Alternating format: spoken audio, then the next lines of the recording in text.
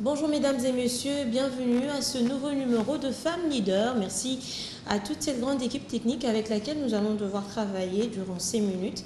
Une femme à présenter au grand écran, c'est Cecilia Nzopeleto. Bonjour madame. Bonjour Émilie. Bienvenue Merci à Kim beaucoup 24. De l'invitation à Femme Leader. Waouh. On en parle parce que vous êtes une femme leader. J'essaye, je commence.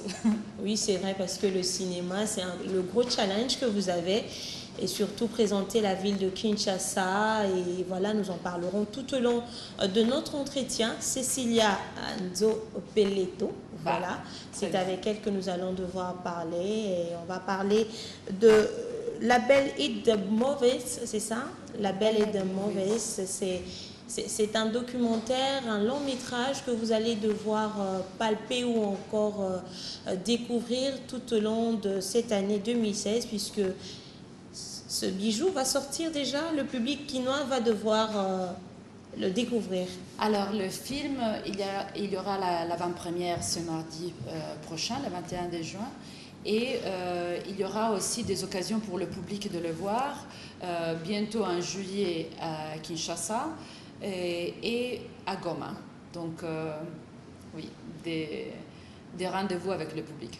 C'est vrai que vous êtes journaliste, c'est vrai que vous avez fait ce travail qu'aujourd'hui je fais, seulement on a échangé les rôles. Hein. Oui. C'est moi qui vous pose des questions.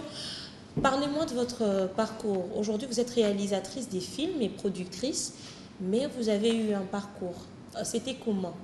Oui, c'est vrai, j'ai commencé ma carrière dans la télévision nationale italienne, où je m'occupais des informations comme productrice. Et après, comme journaliste, je suis retournée en Italie. Je fais ça à Londres. Et après, je suis retournée en Italie pour m'occuper des émissions. Un peu comme celle-ci où je suis invitée. Et j'adore, c'est parce que je suis effectivement de l'autre côté, toujours. Et oui, donc je fais ça. Et après, j'ai eu un moment où j'ai décidé que je voulais un grand challenge. Et pour moi, c'était vraiment le cinéma. J'ai toujours aimé le cinéma. J'ai suivi beaucoup. Et j'ai fait 2 saisons avec le Festival du cinéma de Venise. Je faisais les reportages du festival pour la télévision. Et comme j'ai commencé à parler avec beaucoup de réalisateurs, j'ai pensé, ça c'est pour moi, ça c'est mon futur. Donc j'ai essayé. Je suis partie et j'ai essayé. Et quand vous étiez, un peu plus petite, vous vous étiez toujours vue artiste ou encore en train de faire ce que vous faites aujourd'hui? Je viens d'une famille d'artistes. Mon père était musicien et il était aussi journaliste de musique. Donc il écrivait. Et ma mère est toujours une fashion designer. Et donc, elle fait ses collections. Donc, c'est toujours été un milieu très artistique à la maison. Et donc, c'était un peu naturel pour moi d'écrire, de prendre beaucoup de photos. J'étais toujours dans la photographie quand j'étais petite. Mon grand-père aussi était un photographe. Il a fait des exhibitions en Italie. Donc, oui. Ouais, je crois qu'on sentait que... Mais je suis la première dans le cinéma. Et quand vous terminiez, vous décrochiez votre bac, c'était quoi les difficultés que vous rencontriez? Quand j'ai terminé, je suis partie pour l'Angleterre. Et la difficulté, c'était pour moi d'être en Angleterre. Avec la langue? La langue. Ou le fait d'être loin de la famille? Avant ça, j'étais en Suisse, toute seule, à l'école, à l'internat. Donc ça, j'avais déjà l'habitude d'être loin de la famille. Mais l'Angleterre, c'était très différent. Moi, je suis très italienne et l'Angleterre, à ce temps-là, je vous parle il y a 20 ans, c'était très différent de ce qu'elle est maintenant. Maintenant, c'est plus cosmopolite. Maintenant, la ville où j'habite, Londres, c'est très cosmopolite. Mais peut-être dans les années 90, pas trop. Et c'était la seule difficulté que vous aviez rencontrée quand vous embrassiez le métier de journaliste toute jeune? Le fait d'avoir été femme n'a jamais été un petit handicap? Je dois dire un peu parce que j'ai travaillé quand même avec la télévision italienne et il y a des rôles très précis pour les femmes dans la télévision. Et donc, comme moi j'ai la curiosité de rentrer un peu dans tout, j'aime bien essayer de monter les choses aussi. J'aime aussi la partie technique et parfois, bon, c'était peut-être c'est un peu cliché, c'était un peu cliché à l'époque. Maintenant les choses changent, mais oui. Et, parfois elle veut t'encadrer dans un box parce qu'on est femme. Ok. Quand vous dites qu'il y avait des rôles dans une chaîne de télé qu'une femme ne peut pas exercer, tels que quoi? Une femme ne pouvait pas être caméra woman, elle ne pouvait pas être réalisatrice. C'est pas qu'on ne peut pas, parce que j'ai des collègues qui maintenant elles font ça. Et il y a beaucoup de femmes qui montent, mais les choses, plutôt les documentaires, parce que être monteur, ça va très bien aux femmes, parce qu'il faut beaucoup de patience. Et les femmes, je trouve qu'ils ont beaucoup de patience. Donc, même à Hollywood, les plus grands monteurs sont des femmes. Hein. Donc, ça, je trouve très important. Le monteur de Martin Scorsese, c'est depuis 30 ans, c'est une femme, même 40 ans.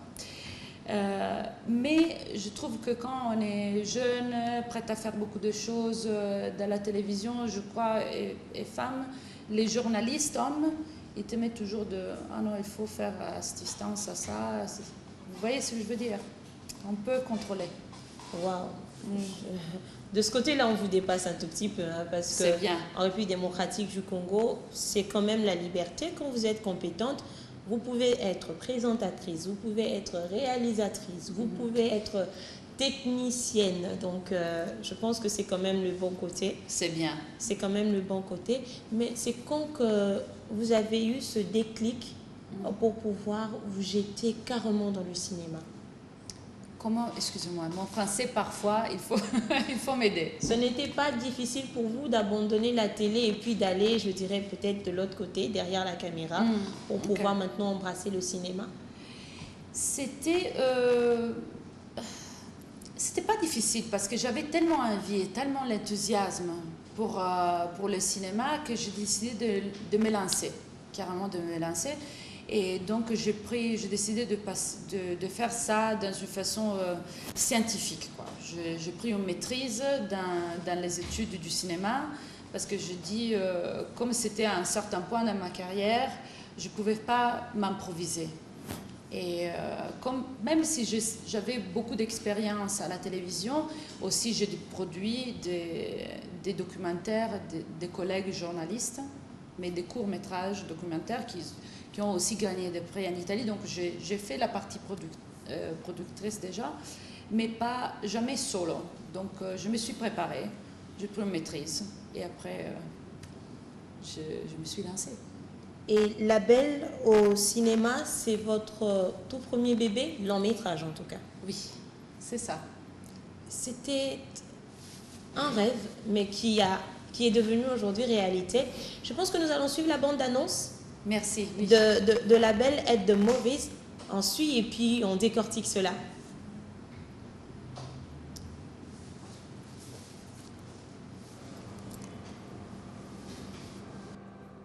Faire des films qu'on ne peut pas montrer chez soi, c'est enfin, c'est terrible, quoi. C'est un peu comme être orphelin, je pense.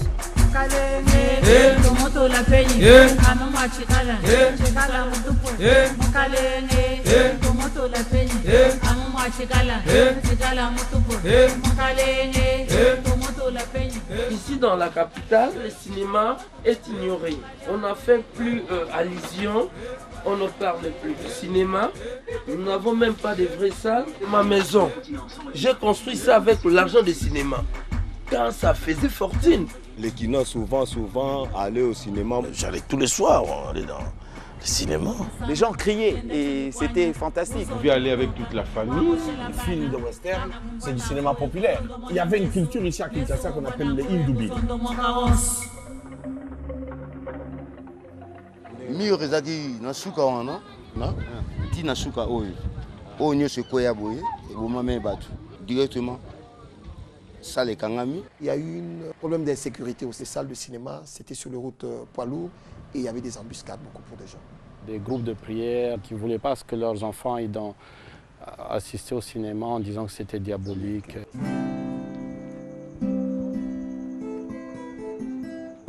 Vous allez au cinéma, vous arrivez à une caisse, vous payez le droit de vous mettre avec des autres. L'audiovisuel est une mine d'or que tout un peuple possède et une mine d'or qui ne tarit pas. L'homme d'affaires africain, il n'a pas encore compris l'importance de l'audiovisuel. L'homme d'affaires africain préfère investir dans ce qui est rapide, les hôtels, les hôpitaux, tout ce qui peut rapporter rapidement l'argent. Jusque-là, il faut avouer que le gouvernement ne s'était pas beaucoup investi dans les cadres du cinéma. Si la logistique n'y est pas, nous ne pouvons pas faire ce travail. N'est-ce pas? S'il n'y a pas une chaise, vous ne pouvez pas venir vous asseoir pour interviewer. Nous allons poser pour la première fois dans l'histoire de ces pays une politique de notre image. Comment nous voulons être vus par nous-mêmes, comment nous voulons être vus par l'autre et comment nous voyons l'autre. Et c'est ça qui nous manque.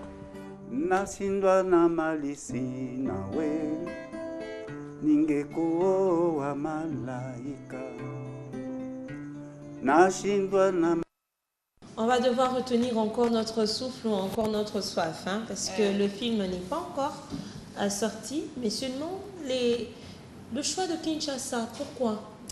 Parce que j'ai eu la chance de venir en vacances en 2012 ou 2013 et quand je suis arrivée, j'ai vu qu'il n'y avait pas des affiches de films. Et comme moi j'adore les graphiques, j'adore les affiches du cinéma, j'ai demandé à tout le monde mais pourquoi il n'y en a pas, et il m'a regardé mais parce qu'il n'y a pas de cinéma. Donc, et pour moi c'était tellement différent de ce que j'ai l'habitude des villes urbaines et même des autres villes africaines que je connais que pour moi c'était une grande curiosité. Et en plus Kinshasa est une ville tellement fascinante que j'ai trouvé une question, je crois, intéressante dans une ville très charmante. Waouh! Et l'accès aux autorités de la ville ou encore du pays a été facile? J'ai eu ici, bon, c'est important d'être préparé, mais il faut aussi avoir de la chance dans la vie. Donc j'ai eu la chance de rencontrer le ministre Banza Mukalai et qui a tout de suite compris pourquoi je voulais faire ce film, qu'est-ce que je voulais faire. Il m'a donné une interview très très belle et je me sens vraiment honorée d'avoir eu ça. Je regrette seulement qu'il n'a pas eu le temps de voir le film terminé. Mais il avait vu la bande-annonce qu'on vient de voir et il était très content. Donc, oui. Et cela ne vous inquiète pas quand on a suivi l'élément? Parmi les interviews réalisées, il y a certains intervenants qui reconnaissent que le cinéma, c'est quand même un investissement qui demande beaucoup de patience. Et c'est ce qu'on a du mal à retrouver en Afrique ou en République démocratique du Congo. Oui, c'est vrai. C'est vrai parce que la question du cinéma, ce n'est pas seulement une question culturelle, c'est aussi une question d'avoir la structure pour pouvoir la faire démarrer. Donc, oui, il faut soutenir comme public, mais aussi dans la partie des entrepreneurs, des gens qui peuvent soutenir les artistes. Et vous avez déjà une bonne ceinture des personnes qui vous soutiennent? Qui me soutiennent pour mon film? Oui, le financement, je voudrais dire, oui, ou l'investissement. Bon, comme c'était mon premier film, c'était difficile d'avoir de l'investissement. J'ai eu un peu des sponsors, mais c'est vrai que j'ai trouvé... C'était plus difficile parce que c'était mon premier. Mais maintenant, j'ai beaucoup de satisfaction parce qu'au festival où le film a tourné, je parlais avec des sponsors qui ont bien aimé et qui me demandent si je veux travailler sur quelque chose d'autre. Donc, oui. Et là, vous avez eu déjà combien de temps? Non, vous avez dit que ça, c'est votre tout premier long métrage.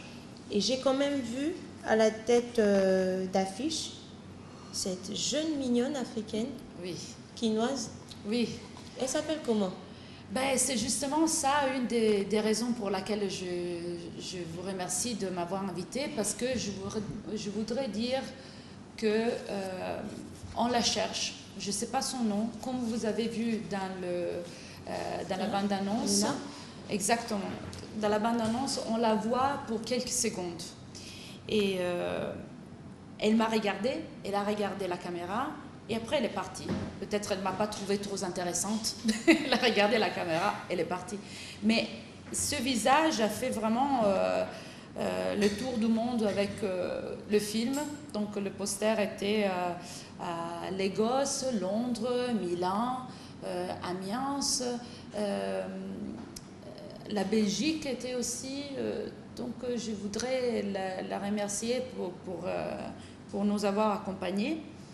Et je voudrais qu'elle soit là pour l'avant-première du film avec nous mardi. Donc on cherche cette fille. Voilà, c'est une fille qu'on cherche parce que je crois qu'elle-même ne sait même pas que c'est la star de ce documentaire. Vraiment. Et donc vous nous suivez. C'est votre sœur, c'est une amie, c'est une proche à vous. Vous pouvez toujours passer à Kin 24 Télévision par le numéro qui s'affiche tout juste au bas de l'écran pour pouvoir nous donner les contacts de cette charmante demoiselle. On a besoin d'elle. Là, on ne sait même pas comment on va l'appeler, mais c'est elle qui a captivé les cœurs de toute une équipe. Et voilà, le message est donc passé. Et là, nous allons passer on va être un peu plus concret. Vous avez pris combien de jours? Bon, j'étais ici pour le tournage pour presque un mois. Donc 28 jours, quelque chose, 27 jours. Mais j'ai effectivement tourné seulement 8 jours, qui était très compliqué, surtout en post-production, parce que pour faire un long métrage, 8 jours de tournage, c'est pas beaucoup. Mais c'était tout court, mais ce qu'ils nous ont donné, les gens que j'ai interviewés, c'était suffisant. Il y avait tellement de richesse dans les choses qu'ils ont dit que même j'ai dû me couper. Mais je voulais peut-être prendre beaucoup plus d'images de la ville, mais 8 jours, c'est pas beaucoup. Mais... 8 jours, c'est pas beaucoup, mais on espère bien que vous allez continuer, parce que si l'avant-première intervient mardi, oui, c'est que vous allez devoir contacter plus d'autorités pour pouvoir avoir plus d'images. Oui, non, je voudrais... Non. Le film est fini, je suis contente. Je voudrais pour le prochain film, parce que ma relation avec Kinshasa ne termine pas ici. Ok. Vous êtes tombée amoureuse? Oui, absolument. Absolument. Et donc là, vous êtes déjà constitué des jeunes avec qui vous allez devoir travailler. Vous travaillez avec des Congolais aussi? Il y a des images qui étaient réalisées par des Congolais, mais je voudrais bien commencer à travailler avec des jeunes, sûrement, parce que j'adore les regards des jeunes. Ils sont fresh, ils voient les choses dans une façon que peut-être on ne pense pas, donc j'aime beaucoup. Et je voudrais bien, maintenant, je suis en train de faire aussi un doctorat sur les films du Congo. Je viens de terminer la première année, donc j'ai encore 3 ans de travail qui va m'amener beaucoup à Kinshasa. Donc j'espère d'avoir d'occasions pour trouver des jeunes avec qui travailler dans le futur. À vous entendre parler, la chance a été de votre côté. Vous n'avez pas connu des difficultés, hein? Non, pas vraiment, je dois dire. C'était un peu difficile. Il y a eu des moments difficiles dans le tournage. Parce que peut-être les gens, quand ils me voyaient, moi, mon caméraman, ils avaient peur qu'on allait les montrer dans une façon pas bien. Ça, c'était... Et au début, je me sentais un peu... Je n'aimais pas ça, parce que je pensais, mais moi, je vais prendre des images, j'adore votre ville, donc pourquoi? Mais après, j'ai compris qu'effectivement... Effectivement, il y a beaucoup des informations, des images qui sortent du Congo qui ne sont pas des belles images. Et surtout, elles viennent d'un regard occidental. Donc, j'ai compris le malentendu. Mais ça. Donc, vous êtes en train d'affirmer que souvent, quand les reporters étrangers viennent, ils ils sortent plus le mauvais côté de Kinshasa que le beau côté. Oui, parce que je trouve quand je suis en Europe, je dis je vais passer un mois au Congo, je trouve à Kinshasa, je trouve que tout le monde dit ah non, mais ça va, mais tu es en sûreté. Moi je dis mais je ne vais pas au combat, je vais à Kinshasa, c'est une ville très sympathique. Mais tu sors de la maison ou tu restes dans l'hôtel, est-ce que tu as... Mais je trouve ça... Et ça doit venir sûrement de l'image des médias qu'on projette ailleurs. Parce que sinon, je ne vois pas pourquoi. Très bien. Et vous avez eu à visiter quand même Kinshasa. C'est vrai que toutes les communes, vous n'avez pas encore visité. Non. Vous avez eu à visiter quelques communes de Kinshasa. Quels sont les points ou les coins qui vous ont vraiment marqué?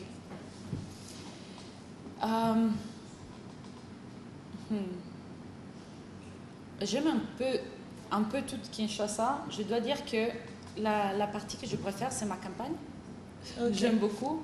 C'est tranquille, c'est haut, c'est beau et j'adore les arbres. Vous avez une végétation incroyable dans cette ville. On dit toujours que Londres, c'est une ville verte, mais c'est pas ça. C'est ici la Green City, vraiment. Donc, je trouve que c'est très beau. Ah, ok. Là, vous relevez d'ailleurs un point pour parler des arbres. Donc, vous êtes de ceux qui pensent que l'effet d'abattre les arbres à travers la ville pourrait préjudicier beaucoup Kinshasa. Ah oui, je trouve absolument. Il faut avoir des arbres, c'est la nature. On ne peut pas devenir des villes seulement de ciment. Oui, c'est ça. C'est affreux. Mais vu qu'on parle tellement de la modernisation, on dit qu'il faut avoir des grands boulevards, il faut avoir des grands immeubles, il faut construire tout ça. Il n'y a plus de place pour les arbres ou encore pour les fleurs. Mais la modernisation, maintenant, je trouve que ça doit être différent. On a eu le temps où on a construit, mais maintenant, on n'est plus mûr comme citoyen du monde, non? Je trouve que maintenant, il faut trouver l'équilibre. C'est ça, être vraiment moderne. Penser à la construction, ce qu'on peut faire comme humain pour changer le panorama, mais aussi qu'est-ce qu'on peut faire pour donner l'espace à la nature, de nous donner ce qu'on a besoin. On a besoin d'être naturel, pas seulement construit, non? Voilà, là c'était juste une parenthèse. Revenons au film La Belle est de mauvaise ou encore La Belle au cinéma. En écoutant ou encore en voyant la bande d'annonce, c'est déjà très mouvementé, hein, avec une sélection de musique particulière. Ah oui, ce coup de cœur est venu d'où?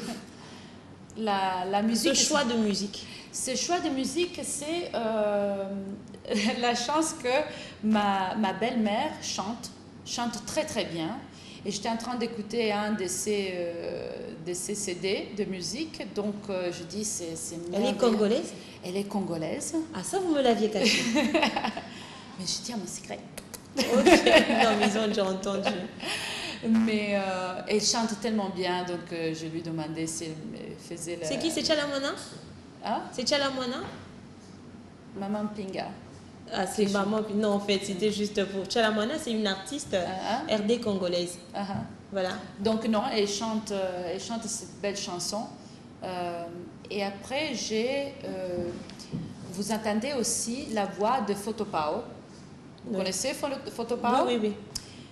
Que j'ai interviewé. Et il m'a dit, moi, je suis un artiste complet. Donc, je chante aussi. Il a pris la guitare et il a commencé à chanter. Donc, la chanson que vous entendez, c'est Photopao et ma belle-mère. Oh là là, mais le mélange, il est très bien. Et je pense que nos téléspectateurs qui suivent à la maison découvrent quand même cette mixture de votre travail d'esprit, bien sûr, et de tout ce que vous aviez eu à récolter comme éléments à Kinshasa, la musique, la culture qui est vraiment ressortie. Eh ben, j'aimerais que vous puissiez dire quelque chose par rapport à l'importance qu'aujourd'hui Kinshasa pourrait accorder au cinéma. C'est vrai que Kinshasa est beaucoup plus moderne, mais qu'est-ce qu'elle gagnerait en plus si elle accordait une grande place au cinéma? C'était ça, justement, la vision du ministre Panza Moukalai qui pensait qu'une industrie pourrait se monter ici au Congo. Et c'était une des choses dont il était en train de travailler avec Baloufou, et je suis sûre que ce plan continue maintenant, parce que comme ils ont fait au Nigeria, avec Nollywood, ils ont monté une industrie qui tient fort et maintenant amène beaucoup d'argent et beaucoup d'intérêt sur la ville. Et je crois qu'ils ont changé aussi la perception que les gens ont de Lagos grâce à leurs films. Et donc aujourd'hui, Kinshasa pourrait encore mieux s'imposer si elle acceptait d'investir et être patiente, bien sûr. Bien sûr. Voilà, nous sommes en train de tendre vers la fin de notre entretien. Chers téléspectateurs, je rappelle que nous recevons sur ce plateau Cecilia Nzopeleto. J'aime bien Nzopeleto. Ah mais merci, vous le dites tellement bien. Ok. Elle est réalisatrice, productrice des films. Et bien sûr, elle a été journaliste, mais reste toujours derrière la caméra. Elle a sorti ce premier bébé ou encore son premier bijou, La Belle Aide de Movies, ce long métrage qui parle de Kinshasa, le cinéma à Kinshasa. Et donc, pour tout contact, comment faire? Il y a le site du film, prestonwhitman.com. Je pense que nous allons afficher ça d'un moment à l'autre grâce à l'équipe technique. Mais le grand souci de notre entretien, c'était de retrouver cette jolie dame qui est à l'affiche de ce film, de ce documentaire. Qui pour moi vraiment représente Kinshasa maintenant. Parce que cette fille, je pense peut-être elle a peut-être 12 ans, 13 ans quand j'ai pris son image. Et c'est une fille qui est née dans cette ville et il n'y avait pas de cinéma déjà. Donc c'est la génération qui n'a pas vu des grandes salles de cinéma dans sa ville. Donc pour moi, elle est vraiment une représentation du film. Voilà, merci à vous Cecilia d'avoir apporté votre choix sur Kinshasa. Nous étions émerveillés de vous recevoir sur ce plateau. Qu'est-ce que je n'ai pas dit et que vous aimeriez dire à nos téléspectateurs ou encore à ces femmes leaders en coulisses qui vous suivent et qui ont peut-être comme passion le cinéma? Il faut essayer. Je trouve que maintenant, si vous avez la passion pour le cinéma, c'est plus facile techniquement aussi. Même les téléphones, il y a des festivals, des films réalisés en téléphone, avec le smartphone. Donc, je trouve que les femmes, maintenant, elles ont vraiment le moyen de s'imposer comme réalisatrices, caméraman. Comme vous avez dit, si on a le mairie ici, en RDC, on peut vraiment faire des choses. Donc, il faut pousser, il faut aller, il ne faut pas avoir peur. À l'exemple de vous, Cecilia Nzopeleto. Merci. Merci d'avoir accepté notre invitation. Nos portes vous resteront ouvertes. Merci à vous. Voilà, merci à vous, chers téléspectateurs, d'avoir été très nombreux à suivre cet entretien. Merci à la grande équipe technique avec laquelle j'ai travaillé. Je vous donne rendez-vous déjà pour très bientôt. Bye.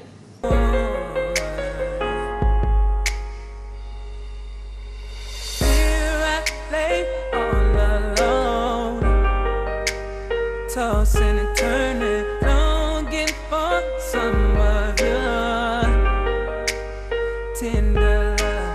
I'm waiting for the right moment to come. So